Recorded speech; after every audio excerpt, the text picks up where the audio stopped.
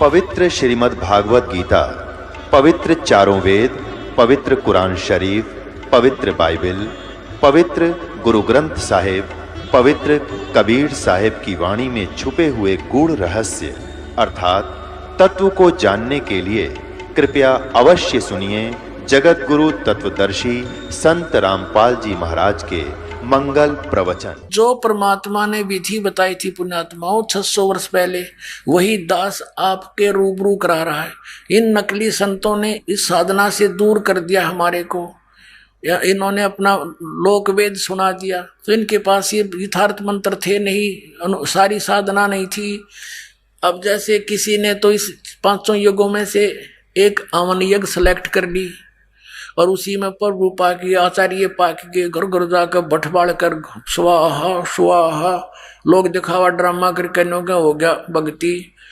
ये तो एक पार्ट है एक राम नाम की गाड़ी में, और एक छोटा सा पार्ट भी ना हो, जैसे 4 पहिए होते हैं, एक व्हील भी ना हो उसमें तो यूजलेस है वो पूरी बनी बनाई गाड़ी। और एक पहिया ने निकाल के कोई घुमा रहा है, हट जा मेरी गाड़ी आ गई हर, तो वो भी मूर्ख है, वो बालक होता है साथ है। तो ये कोई तो एक हवन यज्ञ करे है, कोई केवल किधर जाकर भंडारे करवा देता है, कोई कितना छोटी मोटी कथा वाचन कर देता है। तो ये तो इस प्रकार कोई तो स्टीयरिंग काट के ले रहा है क्या गाड़ी, और कोई एक पहिया निकाले फिर इन्हों को यह कार होगी हैं। तो ये सब पार्ट हैं उसके, और पार्ट भी ये डुप्लीकेट ले रहे हैं। हमारे पास जेन्युइन पार्ट है सारे। अब राम नाम की गाड़ी बना कर आपको दे दी, और देखियो सतलोक जाकर छोड़ देगी।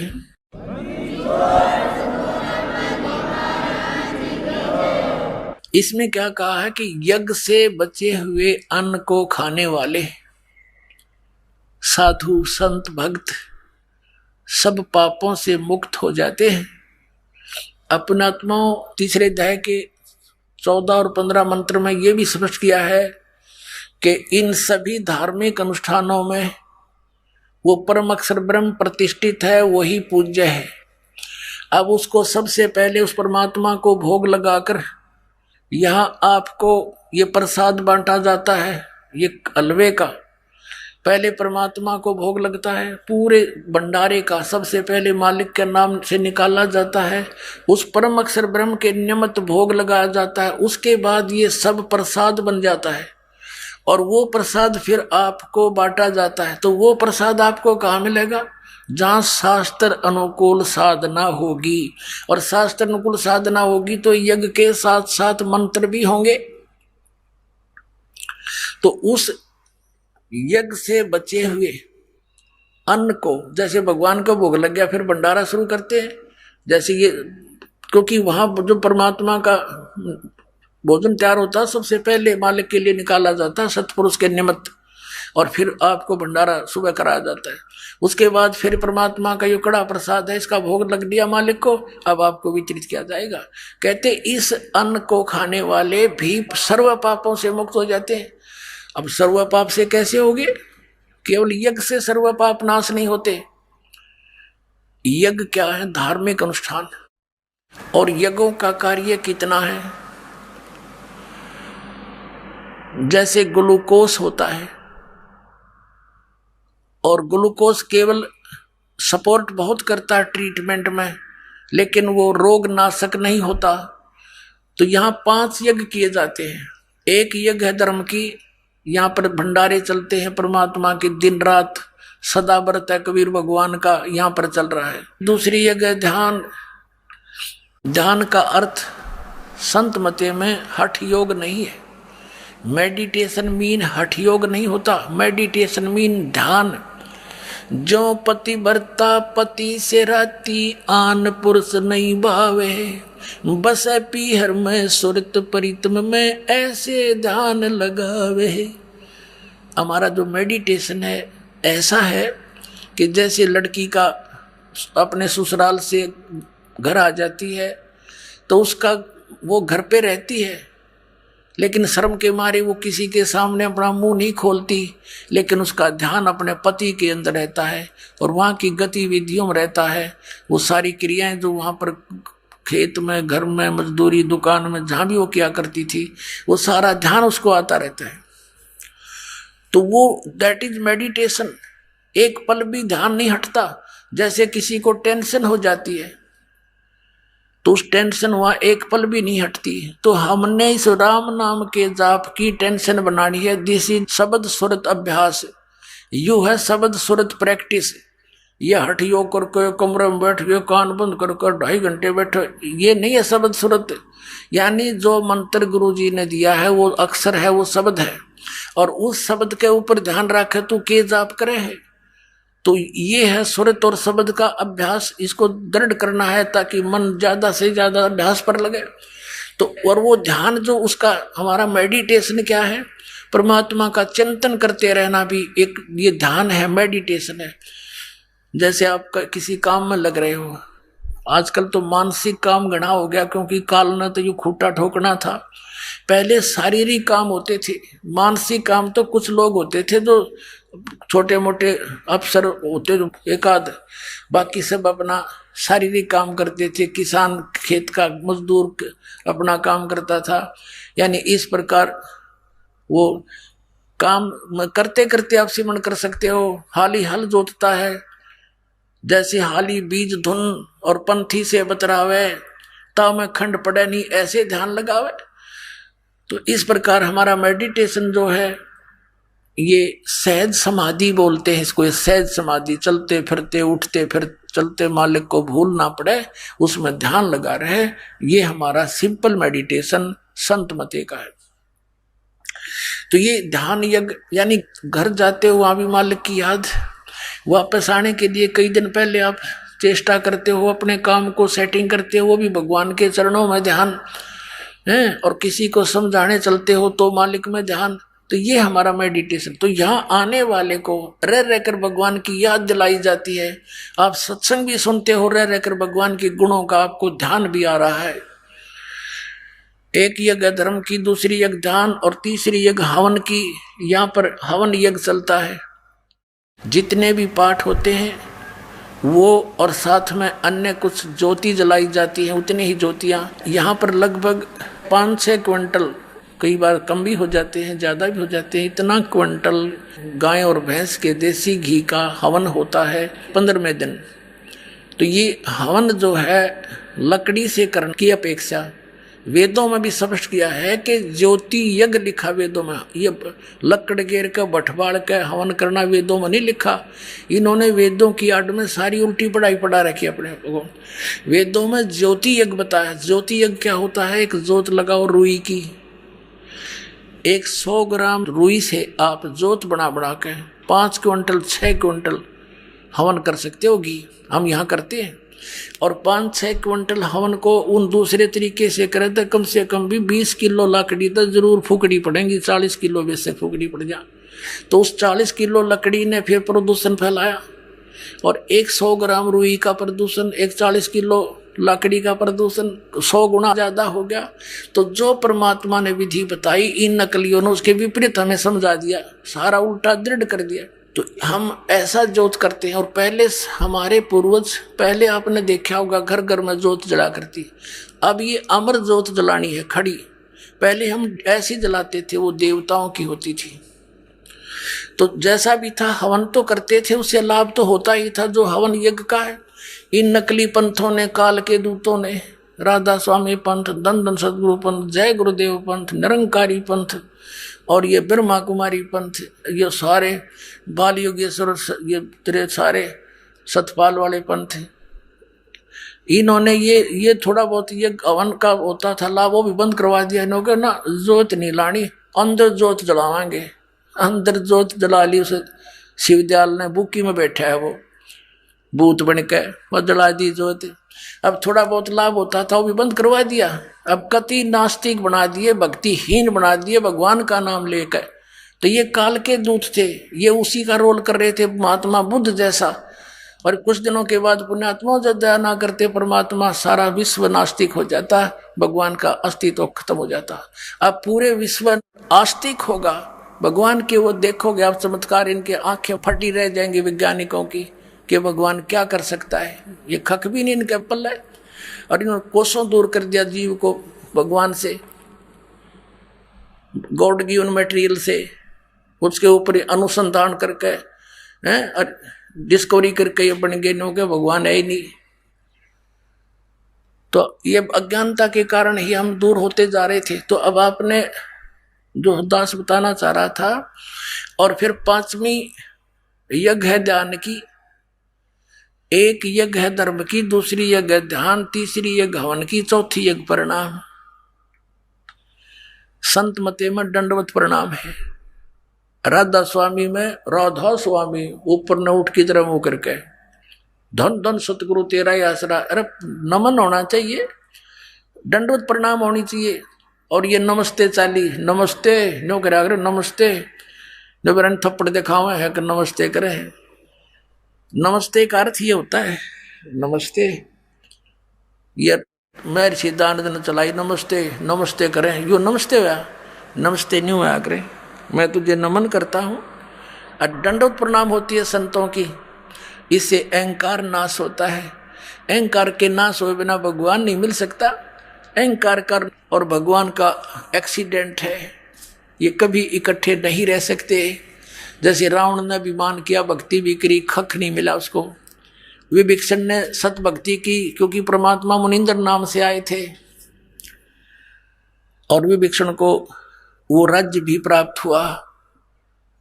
आधीन व्यक्ति को परमात्मा कहे, आधीन को मैं सब कुछ दे दूंगा, मोक्ष भी दूंगा, लेकिन हमने यहाँ की वस्तु तो चाहिए नहीं, हमें तो पीछा छुटवाना है। और चौथी यज्ञ प्रणाम, दंडवत प्रणाम करने से हमारा अहम खत्म होता है। हम जीव हैं और हम अज्ञान के कारण अंडी पा के गए हैं, अभिमान करते हैं, और थोड़ी सी ऊंच पोस्ट हो जा हमारी 100 पर सुई आ जाती है, इतना अभिमानी हो जाते हैं। थोड़ा सा धन हो जाए दूसरे को कुछ नहीं समझते, हम अपनी जीव संज्ञा को भूल जाते हैं। सत्संग से हमने अपनी औकात का ज्ञान होता है, हम जीव हैं। 1 मिनट में अदरंग मार दिया आदमी को, मुंह में कमाखी पड़े और लकड़े न्यू पड़ा रहे मुंह करें, अब कहाँ गया हुआ अभिमान। तो हमने सबसे पहले अपनी इस मिट्टी को मिट्टी समझना है और दंडवत करनी है, ताकि भगवान निकटावे हमारे। और पांचवी यज्ञ है ज्ञान की, ये अध्यात्म ज्ञान है, आध्यात्मिक तत्व ज्ञान है। इसकी जानकारी से आपको पता चलता है कौन सी साधना करनी चाहिए, कौन सी ना करनी चाहिए। अब जैसे अध्यात्म ज्ञान से हमें ज्ञान होगा, जैसे गीता जी अध्याय नंबर 4 के श्लोक नंबर 34 में और 32 में कहा है कि वो तत्व ज्ञान के अंदर पूरी विस्तार के साथ अनुष्ठानों की जानकारी है जो परमात्मा ने स्वयं आकर बताई है।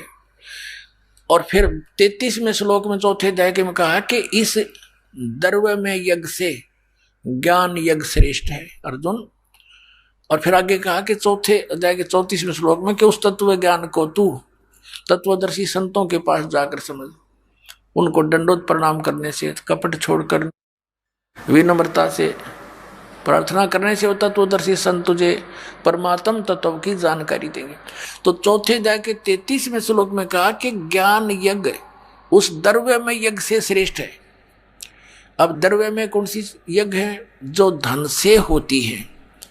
धन से जैसे किधर भंडारा कर दिया गंगा के किनारे जाके, किधर कोई मंदिर का लटकटवा दिया, मंदिर बनवा दिया है, किधर कांबड़ बांट दिए।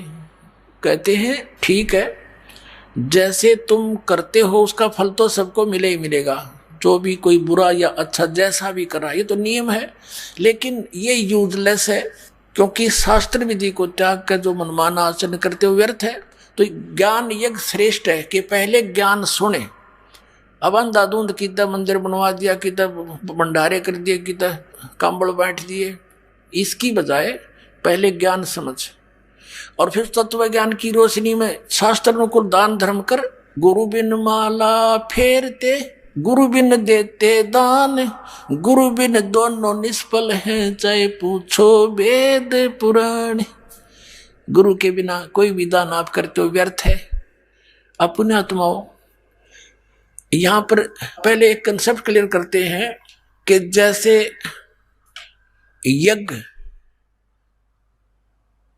और फिर यज्ञों के साथ साथ वो यथार्थ मंत्र, ये कंप्लीट कोर्स है जन्म मृत्यु के रोग का नाश करने का, पूर्ण मोक्ष प्राप्त करने का। अब जैसे ये सही मंत्र मिले नहीं, 3 मंत्र का जाप जो 17वें अध्याय के 23वें श्लोक में गीता जी में कहा, ये बिल्कुल निष्कृष है। और फिर इसके साथ ऑप्शन भी छोड़ दिया कि तत्वदर्शी संत कंप्लीट कोर्स बताओगे, मैं नहीं जानता इसके विषय। जैसे कोई धार्मिक अनुष्ठान करते हैं, अब इन धार्मिक अनुष्ठानों से भी पूर्ण लाभ नहीं, क्योंकि ये तो केवल उस ग्लूकोज का कार्य करेंगे, और ग्लूकोज रोग नाश नहीं करता, वो केवल सपोर्ट देता है उस रोग नाश में, शरीर को पानी की पूर्ति करता है, यानी बहुत सहारा देता है। उसके साथ साथ फिर अन्य टैबलेट होती हैं रोग विशेष की, उनसे टैबलेटों से फिर नाश होगा। तो जैसे ये 500 यज्ञ तो समझो ग्लूकोज है, और ये यथार्थ मंत्र जो आपको दिए जाते हैं सभी, ये आपके कोई कैप्सूल है, कोई पीने की दवाई समझ लो, कोई टैबलेट है, इंजेक्शन है, ये सारा कंप्लीट कोर्स है। इससे आपका जन्म मृत्यु का रोग नाश होगा। अब पुण्यात्माओं, जो प्रसंग चल रहा है कि जो साधना ये अन्य पंथ बताते हैं, अन्य संत बताते रहे हैं, उनसे जीव को कोई लाभ नहीं हुआ, जिस कारण से वो अब नास्तिक होने जा रहे थे। और वो सोच रहे थे जैसे स्वाभाविक कोई पुण्य पिछले संस्कार के प्रारब्धवश किसी को लाभ हो रहा है, तो ये सोचता है कि इस गुरु जी से जो मैंने नाम लिया है मुझे इससे लाभ बहुत हो गया, और वो हो रहा था पहले ही। अपने आत्माओं, ये दास पहले हनुमान पुजारी था, बाबा श्याम जी भी परंपरागत अपने घर की पूजा थी, और भगवान विष्णु और कृष्ण पे तो कति डिवोटेड था, साथ में भगवान शंकर याद आगे, वो भी पूज्य होते थे। तो ये साधनाएं हम कर रहे थे, अपने मनमुखी पूजाएं, कोई जय हो हनुमान की, जय हो बजरंगबली की, 7 बार हनुमान चालीसा, मंगलवार का व्रत, ये हमारी पूजाएं थी। तो हमारे को बहुत सुख होता रहा, जैसे क्लास में उत्तीर्ण हो जाना, फिर नौकरी की प्राप्ति हुई, जेई की सर्विस, बड़ा खुशी मनाई, हमारे बाबा श्याम जी की जय हो, हनुमान जी की जय हो, सारे की जय, श्री कृष्ण जी की जय हो, विष्णु जी की जय हो, बड़ी दया करी। फिर पुत्र प्राप्ति हुई, पुत्री प्राप्त हुई, संतान हुई, तो बड़ी खुशी मनाई, भगवान ने बड़ी दया करी, ठीक ठाक बच्चे हो गए, फिर नौकरी मिल गई। तो हम ये सोचा करते इन भगवानों ने जो हम पूजा करते हैं इन्होंने दे दी, अब पता चला ये तो दे ही नहीं सकते कुछ भी, और ना ये पूजा थी जिससे हमें कुछ लाभ हो। तो यही सती थी, समझ लो, इन राधा स्वामी पंत, धन धन सतगुरु जय गुरुदेव वाले की, और राधा स्वामी निरंकारी, और ये ब्रह्मा कुमारी, और ये जितने भी है सबके, क्योंकि इनकी टेबलेट गलत है, इनकी औषधि गलत है, इसे रोग नाश हो ही नहीं सकता। तो डॉक्टर की औषधि को डॉक्टर बता सके गलत या ठीक, मरीज ने क्या पता। ये दास डॉक्टर है, और उनको भी तुम डॉक्टर मानते हो। अब मिलाओ इन कैप्सूलों को, वो तो जानते मारन के हैं, जहर खवा रहे तुम्हारे को, 500 नाम काल के जाप करवा रहे हैं। छोड़ो उनको, भागो परमात्मा के शरण में। बोलो सतगुरुदेव।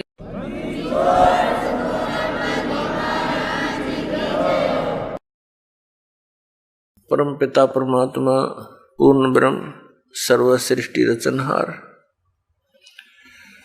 कबीर देव कबीर परमेश्वर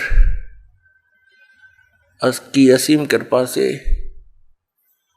आप जी ये सत्संग सुनने के लिए उपस्थित हुए। पुण्य भाग हैं उन प्राणियों के जिनको मानव शरीर प्राप्त है, उससे भी अधिक पुण्य उन पुण्यात्माओं के हैं जिनको सत्संग सुनने का सुअवसर प्राप्त होता है। परमात्मा कौन है, परमात्मा कैसे हैं, परमात्मा को कैसे पाया जाता है, परमात्मा के पाने के लिए प्रत्येक मानव प्रयत्नशील है। वह परमात्मा कैसा है, उसके अंदर ऐसी क्या विशेषता है जिसकी हम खोज कर रहे हैं। परमात्मा के अंदर ऐसी क्या विशेषता है, क्या खासियत है जिसको खोजने के लिए हमने बहुत सारे तरीके भी अपनाए हैं। अधिकतर व्यक्ति तो संसारिक सुविधाओं को बटोरने में ही सारा जीवन लगे रहते हैं, उन्हीं को उत्तम मानकर चिपके हैं। और कुछ एक पुण्यात्माओं ने राज तक को त्याग दिया। राजा को सर्व भौतिक सुविधाएं उपलब्ध होती हैं और उसने वो सब त्याग दी और फिर परमात्मा के पाने के लिए कठिन प्रयत्न किए, परिश्रम किए, साधनाएं की, रूखा सूखा भोजन खा करके परमात्मा के पाने के लिए वो प्रयत्नशील रहे। एक समय एक सिमली नाम की लड़की थी और वो किसी गुरु से उपदेशी थी, आस्था भगवान में गणी थी। और प्रारंभ से ही ये ऐसा रहा है कि जगत और भगत का आपस में मतभेद बना रहा और जिस कारण से भक्तों को बहुत कठिन यातनाएं सहन करनी पड़ी। संसार की रीतियां, संसारिक जो परंपराएं हैं वो यहां इस काल के जाल में रहने के लिए व्यवस्थित है, एक व्यवस्था है। और जो लोग परमात्मा से परिचित नहीं है वो इसी में, इन्हीं में व्यवस्थित है। उस लड़की की बहुत आस्था थी। नगर के बाहर एक साधु का आश्रम था। वो लड़की उस महात्मा को आहार करा के आती थी, उनकी सेवा भी करती थी और शाम के समय अपने घर आ जाती थी। कुल के लोगों ने, परिजनों ने बहुत कुछ प्रतिबंध लगाए लेकिन लड़की नहीं मानी। उस सिमली का एक भाई था, मंसूर नाम था उसका। उसको अन्य व्यक्तियों ने कहा कि आपकी बहन शाम के समय और गैर टाइम को वक्त जाती है संत के आश्रम में। देख ले भाई, इज्जत का सवाल है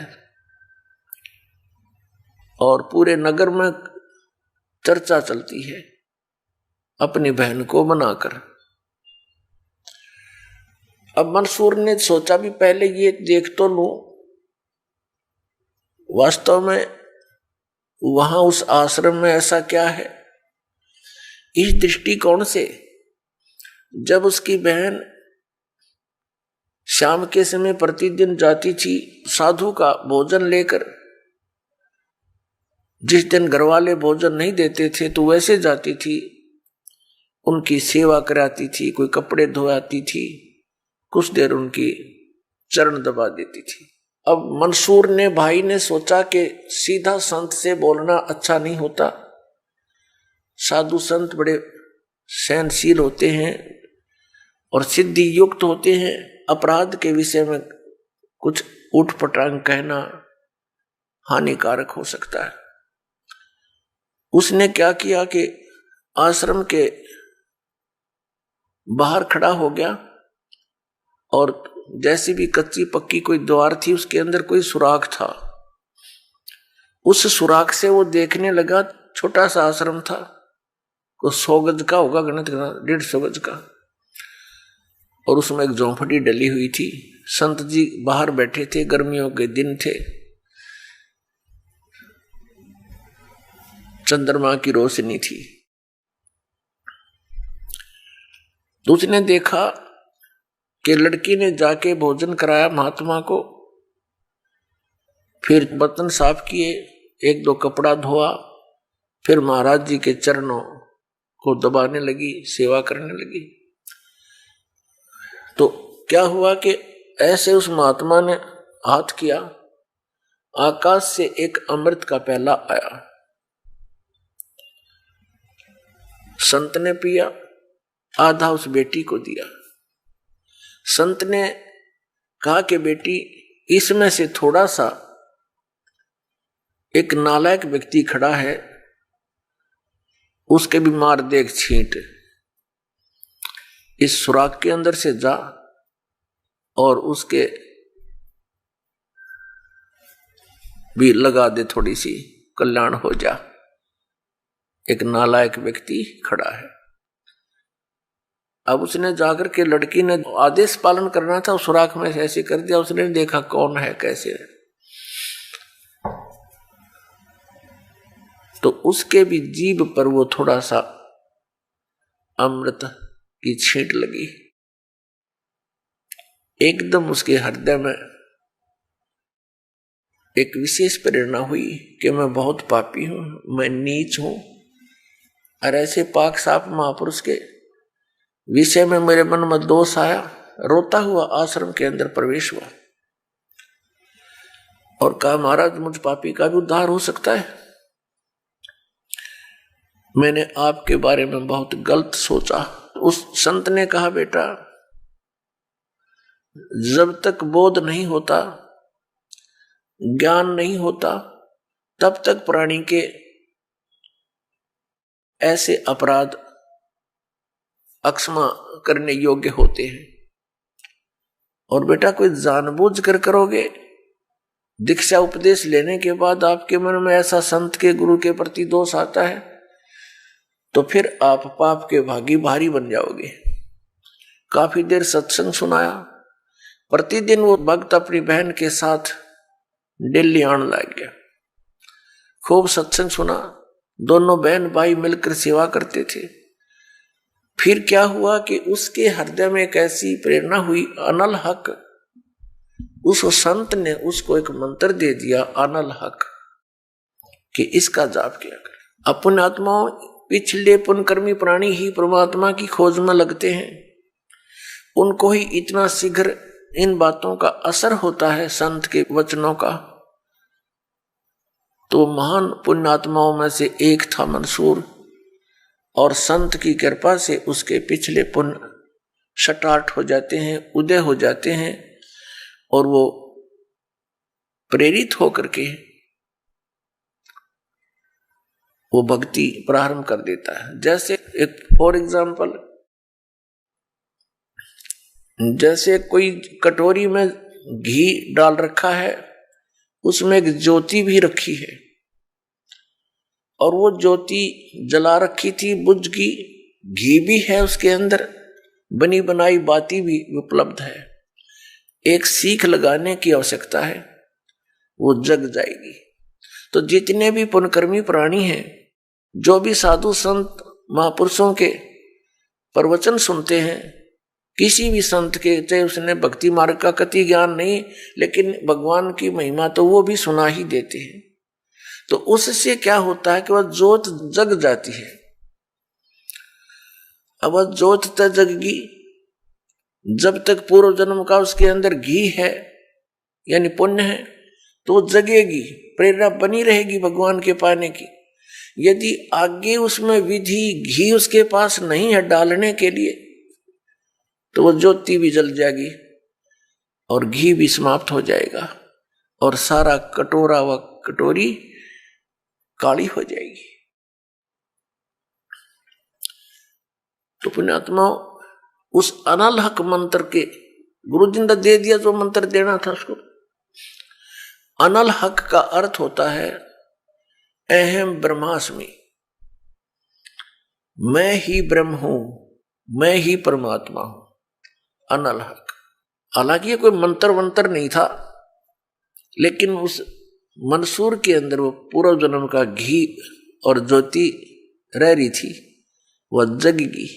अब उस मंत्र से भविष्य में तो कोई लाभ उसको होना नहीं था, क्योंकि वो चार्जर ठीक नहीं था। पूर्व जन्म की बैटरी से उसमें इतना प्रभाव था, इतने पुण्यों से, कि उसने अनल हक कहना शुरू कर दिया कि मैं ही परमात्मा हूं। अब बोली आत्माओं, पुण्यात्माओं को जैसा भी गुरु ज्ञान देता है, वो तो दृढ़ होते हैं। गुरु जी ने 2 दूना 6 कह दिया, तो वो 6 ही बोलते रहेंगे। घर वाला कहेगा, कोई उसको बताना चाहेगा, वो नहीं मानेगा, कहता नहीं मेरे गुरु जी ने ऐसे ही बोला। तो अबोध बच्चे ऐसे ही होते। इस बात का ज्ञान पूरे मुसलमान धर्म में हुआ, क्योंकि वो मुसलमान धर्म से संबंधित था। और मुसलमान धर्म ये मानता है कि जीव ब्रह्म नहीं हो सकता। वैसे तो जीव ब्रह्म हो ही नहीं सकता, ये तो अंडरस्टूड है। जीव तो ब्रह्म है ही नहीं, ब्रह्म अलग है, जीव अलग है। ब्रह्म मीन भगवान, जो जीव का भी उत्पत्ति करता है। लेकिन मुसलमान धर्म ये मानते हैं कि पृथ्वी पर परमात्मा नहीं आ सकता। वह तो सातवें आसमान में रहता है, सातवें स्वर्ग में। और कोई ये कहता है कि पृथ्वी पर परमात्मा है, वो दंड का अधिकारी है, वो भ्रमित कर रहा है, मुसलमान धर्म के विधान को बिगाड़ रहा है। इस कारण से मंसूर को बहुत बार समझाया, राजा तक बात गई, बहुत कुछ कहा, लेकिन नहीं माना, अनलहक करता रहा। उसको कहा कि तू ऐसा मत बोल।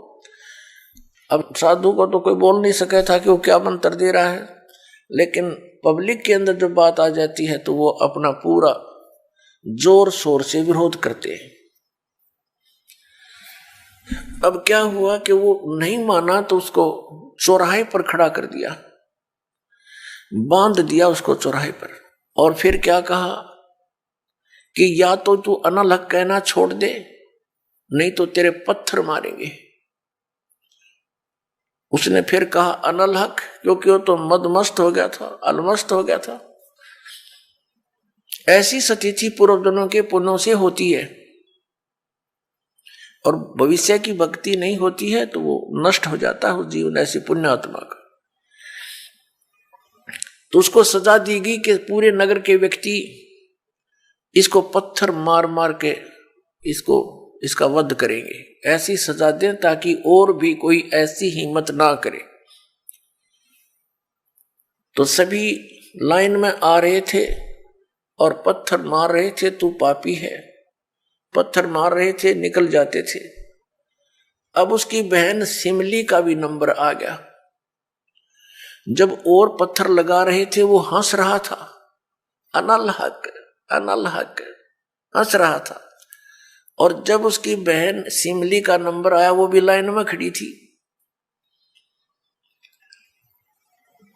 तो बहन ने सोचा पत्थर तो मैं नहीं मारूंगी, लेकिन लोक लाज में आके उसने फूल उठा लिया कि मैं फूल मार आऊंगी इसके।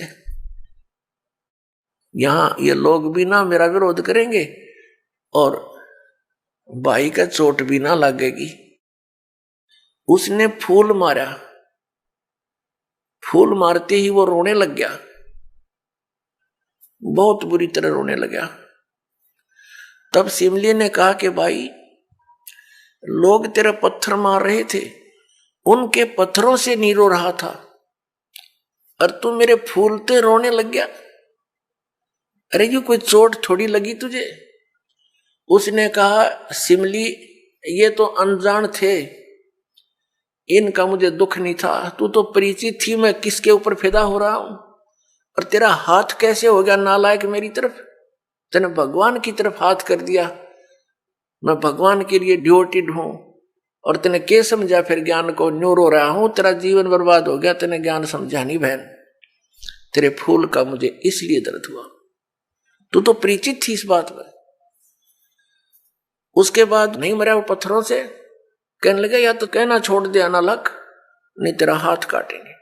उसने कहा अनलहक, हाथ काट दिया। फिर कहा दूसरा हाथ काटेंगे या बंद कर दे, अनलहक। तेरी गर्दन काटेंगे, बंद कर दे, अनलहक, काट दिया। अब उसको गाड़ा नहीं, मुसलमान धर्म में नीचे दफनाते हैं जमीन में, उसको सवा कर दिया काफिर समझकर कि काफिर जलाए जाते हैं, उनकी सोच है। और उस राख को जल में फेंक दिया कि इसका नामो निशान मिट जाए दरिया में। कहते हैं वो राख भी, ऐस भी, वो बबूत भी अनलहक अनलहक अनलहक करती जा रही है। और 1000 मंसूर बनकर गलियों में घूम रहे हैं। सबने दरवाजे बंद कर लिए, टट्टी पेशाब निकल गया, लोगों का घबरा गया, ये क्या हो गया? भगवान का भगत था, ऐसा हो कर दिया इसके साथ। तो पुण्यात्माओं, अब ये ज्ञान है, तत्व ज्ञान है, इसको बहुत गहराई से समझना है, इससे कई कंसेप्ट क्लियर होंगे। अब प्रसंग तो चला है कि जिस परमात्मा के पाने के लिए और जिस लोक में जाने के लिए महापुरुषों ने ऐसी कुर्बानियां दी, तो कैसा है वो भगवान, कैसा होगा वो देश, ये अंडरस्टूड है। दूसरी बात ये है इसके अंदर कि कोई ये सोचे कि अनल हक मंत्र से उसमें या शक्ति आ गई थी, नहीं। उस अनल हक मंत्र के जाप करने वाला पूरा गांव था, नगर था, आसपास के और भी बहुत लोग थे जो वैसे उपदेशी थे, आसपास के बहुत से उनके शिष्य थे, लेकिन वो गुप्त रखते थे, सामने किसी को बताते नहीं थे, लोक लाज के कारण। तो कहने का भाव ये है कि उस एक मंसूर के अंदर ये क्यों काम कर गया और सिमली में नहीं कराया उसने। ये पिछले ही पुण्य से होते हैं, पूर्ण हंस मुराद, ये पूर्व जन्म के संस्कार थे, उस मंत्र का इसमें कोई योगदान नहीं था।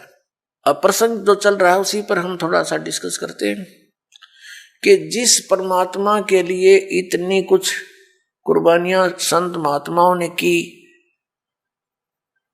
तो वो कैसा है भगवान, ये तो अंडरस्टूड है कि वो कितना सुखदाई होगा, और वहां जाने के बाद प्राणी को कैसा सुख होगा। उसके लिए हम फिर कौन सी विधि अपनावें, कौन से ग्रंथ को सत्य माने, किस गुरु की बात पर विश्वास करें। कोई कुछ विधि बताता है, कोई कुछ विधि बताता है, और सभी कहते हैं तुम्हारा कल्याण होगा, तुम्हें मोक्ष प्राप्ति होगी। तो उसके लिए हमने ये जानने के लिए कि कौन सा मंत्र, कौन सी विधि है, वे ऑफ वर्शिप, जो यथार्थ है। अब जो भी संत कोई मंत्र देता है तो उसके उपासक उसको यही मान लेते हैं कि यही सही है। दूसरा बताता है नहीं ये मंत्र ठीक नहीं, ये विधि ठीक नहीं। तीसरा कहता नहीं ये हमारे गुरुजी ने ऐसे बताया है, ये सही है। इसका निर्णय कैसे हो? जैसे किसी अपराध के ऊपर कुछ अधिवक्ता, एडवोकेट आपस में डिस्कस करते हैं। एक कहता है इस अपराध के ऊपर ये धारा लगेगी, दूसरा कहता नहीं इसकी ये धारा बनती है, इसका ऑफेंस इस धारा के अंतर्गत है। तीसरा कहता नहीं इसके ऊपर ये अन्य धारा लगेगी। तो उन तीनों का फैसला कहां होगा कि कौन सी धारा के अंतर्गत ये ऑफेंस है? वो संविधान के अंदर देखा जाएगा, और संविधान के अंदर जो लिखा है वो फाइनल है। वो धारा उसी के अंतर्गत वो ऑफेंस है, तो उसके ऊपर वही धारा होगी, उसी के आधार पर उस पर कार्रवाई कोर्ट में होगी। वो सही है। ठीक इसी प्रकार हमारे पवित्र जो शास्त्र हैं, सदग्रंथ हैं, ये सभी शास्त्र हैं जैसे पवित्र पांचों वेद। चार वेद तो ये वेल नोन है, ऋग्वेद, सामवेद, यजुर्वेद, अथर्ववेद। एक पांचवा वेद है, वो स्वयं परमेश्वर के द्वारा अपने मुख कमल से बोला जाता है। प्रत्येक युग में परमात्मा अपने उस तीसरे मुक्ति धाम से यानी सतलोक से चलकर आते हैं और अपने मुख कमल से उस यथार्थ ज्ञान पांचवें वेद को बोलते हैं। वो लिपिबद्ध कर लिया जाता है, वो पांचवा वेद होता है।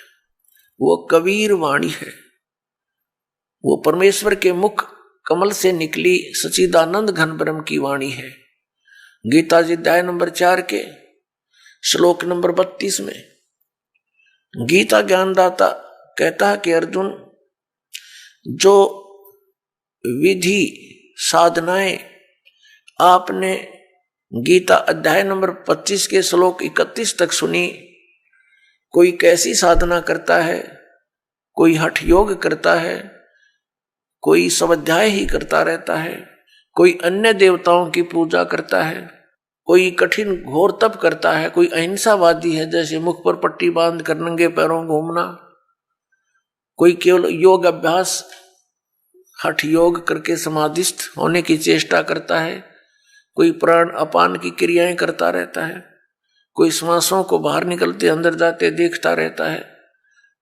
इस प्रकार से सभी साधक अपनी अपनी साधनाओं को वो पाप नाश करने वाली जानते हैं, मोक्षदायक मानते हैं।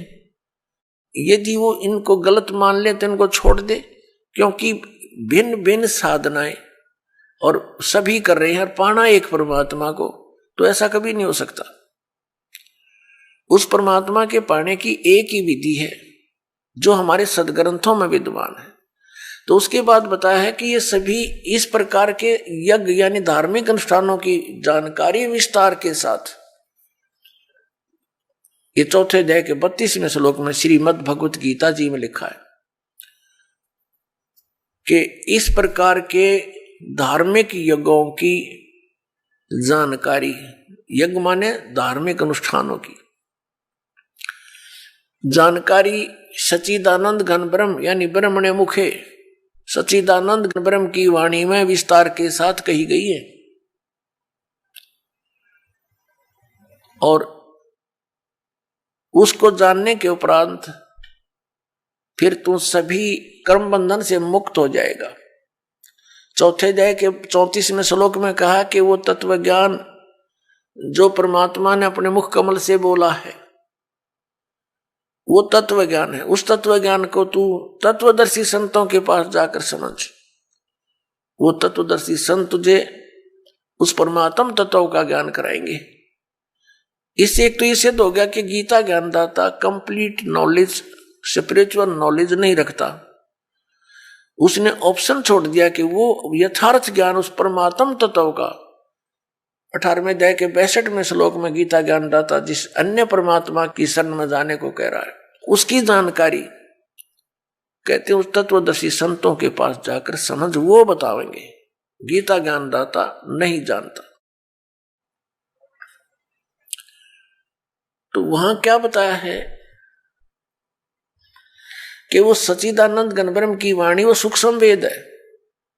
यहां गीतानुवादकर्ताओं ने चौथे अध्याय के 32वें श्लोक में अनर्थ कर दिया। ब्रह्मणे मुखे एक शब्द है इसके अंदर मूल पाठ में, उन्होंने इसका अर्थ गलत कर दिया, वेद की वाणी लिख दिया। नहीं, वेद ज्ञान तो गीता ज्ञानदाता बोल ही रहा है। जिनको तुम वेद मानते हो, चारों वेदों का एक सारांश है ये श्रीमद् भगवत गीता। कोड वर्डों में है, अधिकतर संक्षेप में है।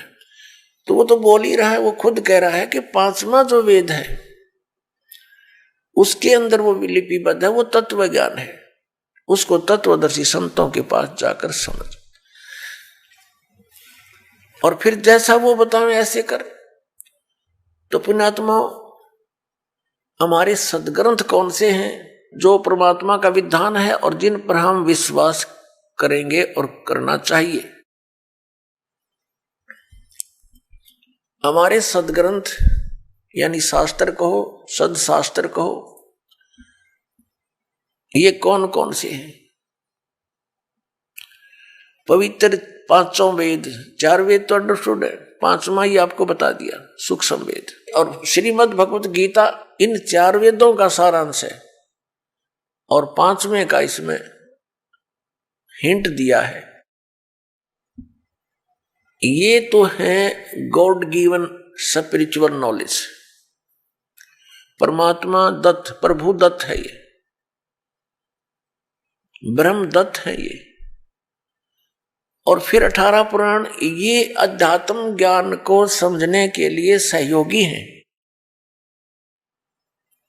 और इनके अंदर जो वे ऑफ वर्शिप लिखी है, यदि वो वेदों से मिलती है, श्रीमद् भगवत गीता से मिलती है, तो वो तो सही है। उतना तो वेदों और गीता वाला ही ज्ञान है। बाकी उस वेद, उस पुराण के वक्ता के घर का है, उसका अपना अनुभव है। अब उसका अनुभव वेदों और गीता से नहीं मिलता तो हमें मान्य नहीं है, हमें स्वीकार्य नहीं है। क्योंकि पुराण कौन है? पुराण क्या है? ये श्री ब्रह्मा जी ने बोला ज्ञान है। ये 4 वेद, ऋग्वेद, सामवेद, यजुर्वेद, अथर्ववेद, ये 4 वेद ब्रह्म ने अपने पुत्र रजगुण ब्रह्मा जी को दिए थे। और ये 5 वेद, ये सूक्ष्म वेद सहित ये 5 वेद पूर्ण परमात्मा ने, सत्य पुरुष ने, परम अक्षर ब्रह्म ने इस ब्रह्म के अंदर, ज्योति निरंजन के अंदर फीड कर दिए थे। और उसमें टाइम फिक्स कर दिया था कि इतने समय के उपरांत ये सब तय इसकी श्वासों से बाहर आएंगे। जैसे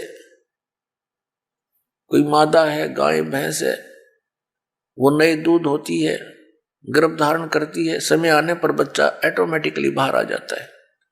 तो ऐसी सतिथि परमात्मा ने, पूर्ण ब्रह्म ने हमारे लिए की थी कि ये बच्चे भगवान को भूल ना जाएं, परमात्मा की भक्ति करेंगे इन वेदों अनुसार तो इनको बहुत लाभ होगा, इन पर आपत्तियां नहीं आएंगी, कष्ट नहीं आएंगे। ये गलती से काल के साथ चले गए हैं। वो 5 वेद जब इसके श्वासों के द्वारा, ब्रह्म के श्वासों के द्वारा निकले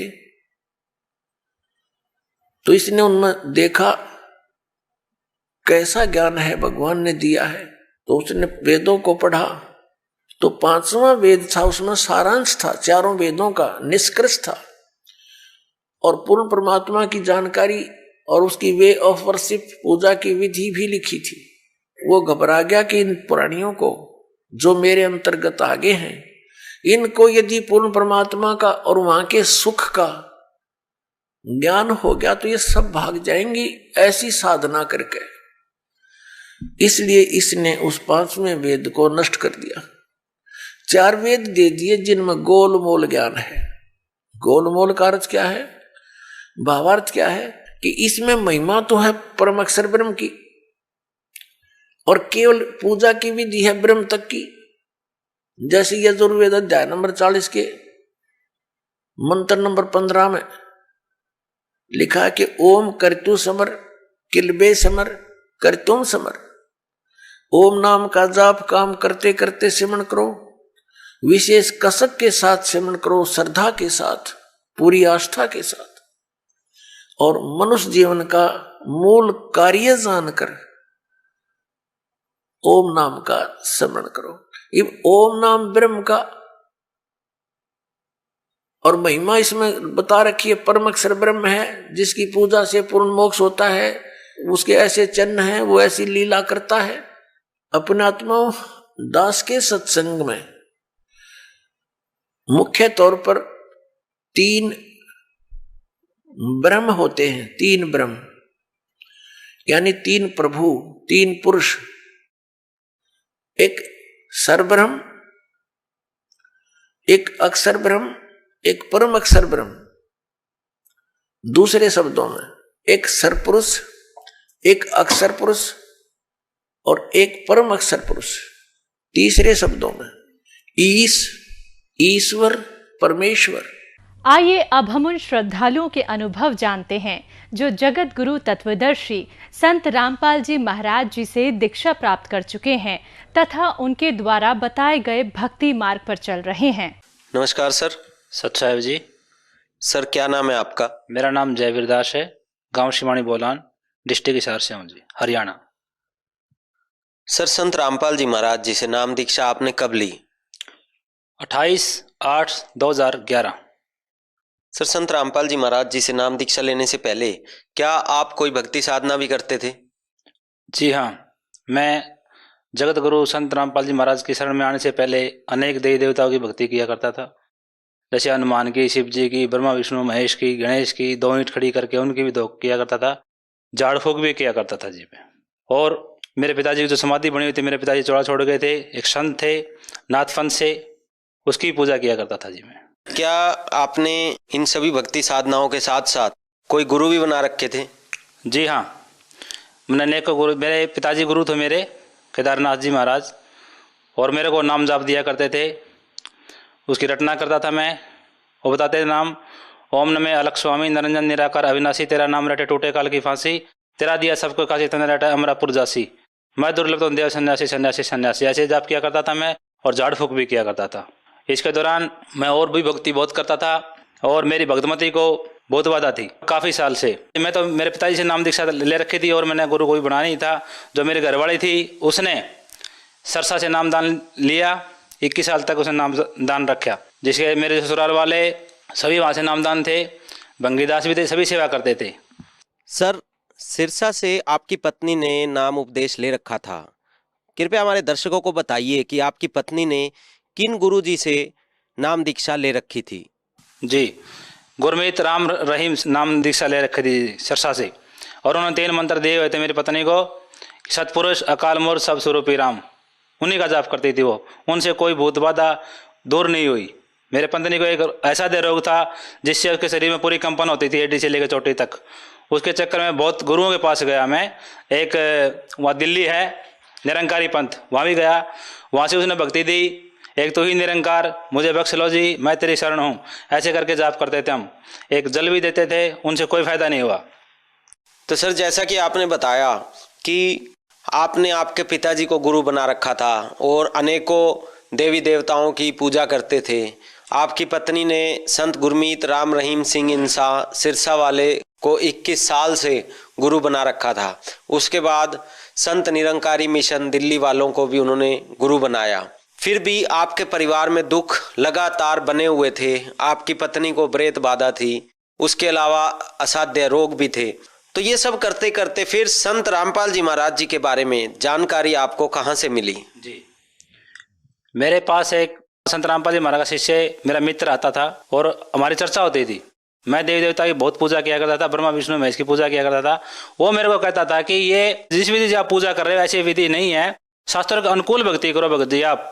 मैंने कहा मैं तो मेरे हिसाब से सही कर रहा हूँ, मेरे पिताजी ने ऐसे ही बताई। उसने मना किया कि जगत गुरु तथा संत रामपाल जी महाराज शास्त्रों के अनुकूल भक्ति बता रहे हैं, ये जब आप गलत कर रहे हो, आप ऐसे करो। तो मैंने कम से कम उसने 1.5 साल तक मेरे साथ संघर्ष किया, भाई आप ये जो आप कर रहे हो पूजा विधि ये गलत कर रहे हो, आप ऐसे ना करो भगत जी, आप परमात्मा की शरण में चलो, संत रामपाल जी महाराज की शरण में चलो। ऐसा करते करते 1.5 साल बीत चुका था। फिर एक दिन परमात्मा ने संत रामपाल जी महाराज की दया हुई, तो वहाँ सत्संग था बरवाड़ा के अंदर। उस दिन भी उसने बोला कि आज परमात्मा पूर्ण संत रामपाल जी महाराज का सत्संग है कि आप बरवाड़ा चलो। मैंने उसको ऐसे कर दिया, ठीक है मैं चलेंगे भाई, आप चलो। तो वो चला गया। उसके बाद मेरे घरवाले कहने लगे, भगत जी आए थे, आपने वहाँ जाना है। माँ जी कितने गुरु बना लिया आपने सीधे केदारनाथ जी महाराज जी से भी नाम ले लिया, सिरसा से भी नाम ले लिया, गुरमीत राम रहीम सिंह से, दिल्ली से भी नाम ले लिया आपने, जो निरंकारी पंथ है वहाँ से भी नाम ले लिया। आप बकवास करते हो, आपके कोई प्रेत बाधा नहीं है। अब इतने गुरु बना लिए, किसी से फर्क लगना चाहिए, लगता कैसे नहीं कैसे? क्योंकि अब परमात्मा ने हमारे को संत रामपाल जी महाराज को बता दिया कि शास्त्रों के अनुकूल ही भक्ति कर नहीं रही है, शास्त्रों के विरुद्ध भक्ति कर रहे हैं सभी गुरु जितने भी हैं। अब फिर उसके बाद सत्संग का पता लगा तो हमारा घर में बहुत लड़ाई हुई। मैंने मना किया, हम इतने गुरु बना लिए, आप फिर भी नहीं वहाँ जा रहे हो, क्यों? उसने कहा ठीक है आप नाम ना लेना, मेरे को दुआ लो। मैं ठीक है मैं चलता। मैं जब घर से गया था तो मैं मना किया था कि मैं संत रामपाल जी महाराज का नाम नहीं लूँगा, मैंने मेरे पिताजी गुरु बनाए हुए हैं, मैं उन्हीं से नाम दीक्षा लूँगा, बस वो ले रखी है, मैं उसमें संतुष्ट हूँ। फिर मेरे पत्नी ने कहा तो आप एक बार चलो मेरे साथ, और चलो वहाँ एक बार। मैं ठीक है। तो हम वहाँ परमात्मा की असीम कृपा संत रामपाल जी महाराज की, मैं तो यही कहूँगा, क्योंकि उसकी दया के बगैर, परमात्मा की रजा के बगैर हम परमात्मा के शरण में नहीं आ सकते। तो हम वहाँ बरवाला गए। वहाँ जाते ही एक गेट था लोहे का, परमात्मा ने वहीं दया कर दी संत रामपाल जी महाराज ने कि वहाँ एक मेरा जैसे करंट लगता शरीर के अंदर, ऐसा करंट लगा। मैंने सोचा, मेरे घरवाली को मैंने बताया कि यहाँ शक्ति जरूर है, चाहे पूर्ण ब्रह्म कबीर साहिब की हो, चाहे संत रामपाल जी महाराज की हो, यहाँ शक्ति जरूर है। क्योंकि अब इस भक्ति में आने के बाद मेरे को पता लग गया, संत रामपाल जी महाराज के शरण में आने से पता लग गया कि ये पूर्ण ब्रह्म एक ही है, परमात्मा स्वयं आए हुए हैं संत रामपाल जी महाराज। वहाँ गए, अंदर घुसे हम गेट के अंदर, तो भगत सभी इतने प्रेम से, इतने प्यार प्रेम देखा परमात्मा की दया से, बंदी छोड़ के दया से, कि सभी भगत आपसे बोल लगे सच्चा है भगत जी, सच्चा है भगत जी। ऐसे करते करते मैं अंदर चला गया, तो भगत जी बोले सच्चा है भगत जी, सच्चा है जी, यहाँ बैठो। मैं बैठ गया। भाई नाम लेना आए हो आप? माँ जी नाम लेने के लिए नहीं आया हूँ मैं, नाम दिवाने के लिए आया हूँ। बस ठीक है भगत जी आगे चलो। वहाँ बैठे, वो भी एक ही, सभी भगत एक ही कह रहे हैं कि भगत जी आप नाम लेने के लिए आइए। मैंने उनको बोला कि आपने एक ही पढ़ा पढ़ रहा है क्या नाम लेने के लिए? मैंने कहा जी नाम दिलाने के लिए आया हूँ मैं ठीक हूँ, मैंने मेरा गुरु बना रखा है संत केदारनाथ जी महाराज। बोला ठीक है भाई बैठ। और वहाँ हमारा फार्म भराया गया, और इसके बाद फार्म भरने के बाद उस भगत ने बताया कि वही परमात्मा आए हुए हैं, या सभी रोग कटते हैं, टीवी, कैंसर, एड्स, जितनी बीमारियां हैं, और ये तो कुछ भी रोग नहीं है। मैंने कहा जी 12 साल से ऐसे कंपन है, और मैं इतने शाणों के पास, इतने गुरुओं के पास घूम लिया हूँ, मेरे को कोई लाभ नहीं होने मिला। ये आप सही जगह आ गए भगत जी, परमात्मा के शरण में आ चुके हैं, भगवान आए हुए हैं। मतलब देखते हैं भगवान को, आज भगवान की परीक्षा ही होगी। फिर हमने संत रामपाल जी महाराज से नाम दीक्षा ली और अपने घर आ गए। तो सर जैसा कि आपने बताया कि संत रामपाल जी महाराज जी से आपने और आपकी पत्नी ने नाम दीक्षा ले ली, तो संत रामपाल जी से नाम दीक्षा लेने के बाद क्या आपको और आपके परिवार में कोई लाभ प्राप्त हुए?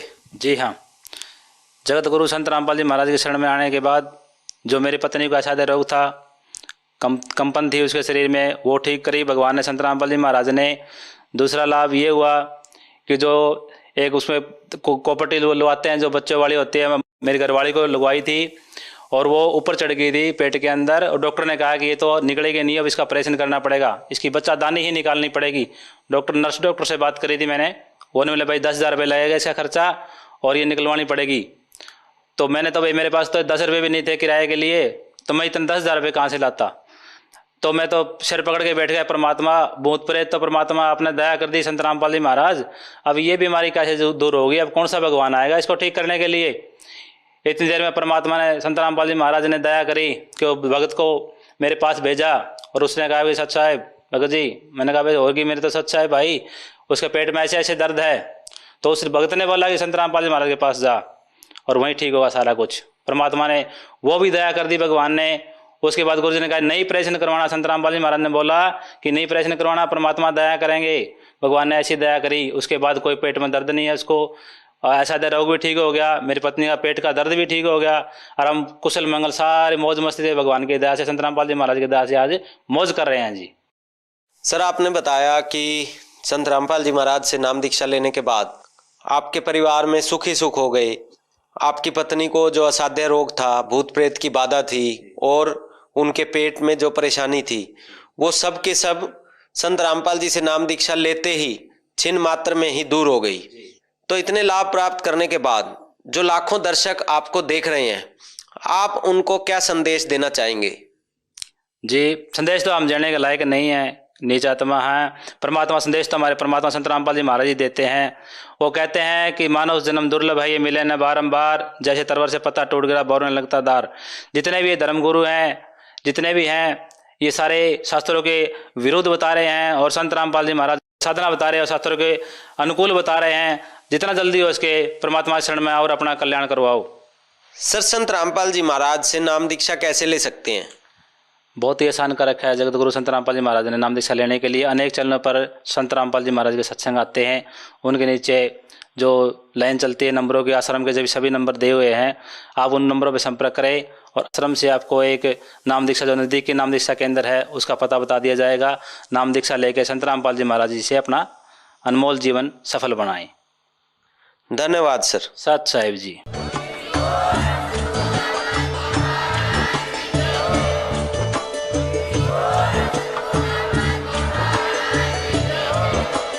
आप सुन रहे थे जगत गुरु तत्वदर्शी संत रामपाल जी महाराज जी के मंगल प्रवचन। अधिक जानकारी के लिए विजिट कीजिए हमारी वेबसाइट www.jagatgururampalji.org। संत रामपाल जी महाराज जी के शुभ आशीर्वाद से पूरे विश्व भर में 500 से भी ज्यादा नाम दीक्षा केंद्र हैं, जिन पर संत रामपाल जी महाराज जी द्वारा ऑनलाइन निशुल्क नाम दीक्षा दी जा रही है। अपने नजदीकी नाम दीक्षा केंद्र का पता करने के लिए संपर्क करें 8222880541।